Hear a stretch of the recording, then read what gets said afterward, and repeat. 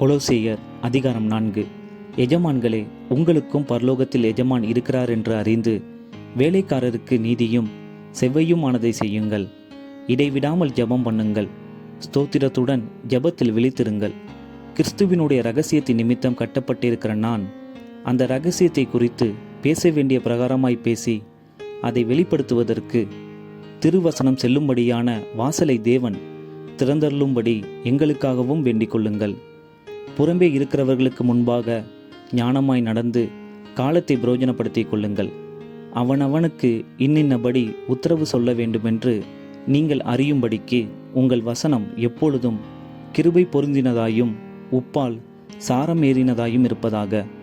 பிரியமான சகோதரனும் உண்மையுள்ள ஊழியக்காரனும் கர்த்தருக்குள் எனக்கு உடன் வேலையாளுமாய் இருக்கிற திகிக்கு என்பவன் என் செய்திகளை எல்லாம் உங்களுக்கு அறிவிப்பான்.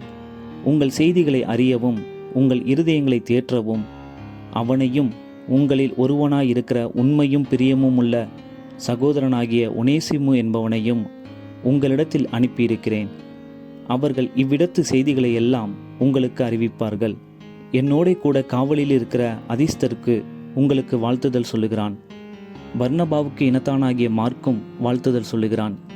இவனை குறித்து கட்டளை பெற்றீர்களே, இவன் உங்களிடத்தில் வந்தால் இவனை அங்கீகரித்து கொள்ளுங்கள். யூஸ்து எனப்பட்ட இயேசுவும் வாழ்த்துதல் சொல்லுகிறான். விருத்த சேதனம் உள்ளவர்களில் இவர்கள் மாத்திரம் தேவனுடைய ராஜ்யத்தின் பொருட்டு என் உடன் வேலையாட்களாய் இருந்து எனக்கு ஆறுதல் செய்து வந்தவர்கள். எப்பாபிராவும் உங்களுக்கு வாழ்த்துதல் சொல்லுகிறான். உங்களை சேர்ந்தவனும் கிறிஸ்துவின் ஊழியக்காரனுமாகிய இவன் நீங்கள் தேவனுக்கு சித்தமானவைகள் எல்லாவற்றிலும் தேறினவர்களாயும் பூரண நிச்சயமுள்ளவர்களாயும் நிலை நிற்க வேண்டுமென்று தன் ஜெபங்களில் உங்களுக்காக எப்பொழுதும் போராடுகிறான்.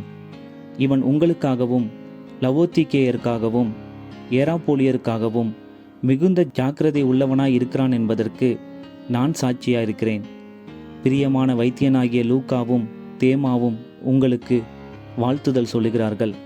லவோத்திகேயாவில் இருக்கிற சகோதரரையும் நிம்பாவையும் அவன் வீட்டில் கூடுகிற சபையையும் வாழ்த்துங்கள். இந்த நிருபம் உங்களிடத்தில் வாசிக்கப்பட்ட பின்பு இது லவோத்திகேயா சபையிலும் வாசிக்கப்படும்படி செய்யுங்கள். லவோத்திகேயாவிலிருந்து வரும் நிருபத்தை நீங்களும் வாசியுங்கள்.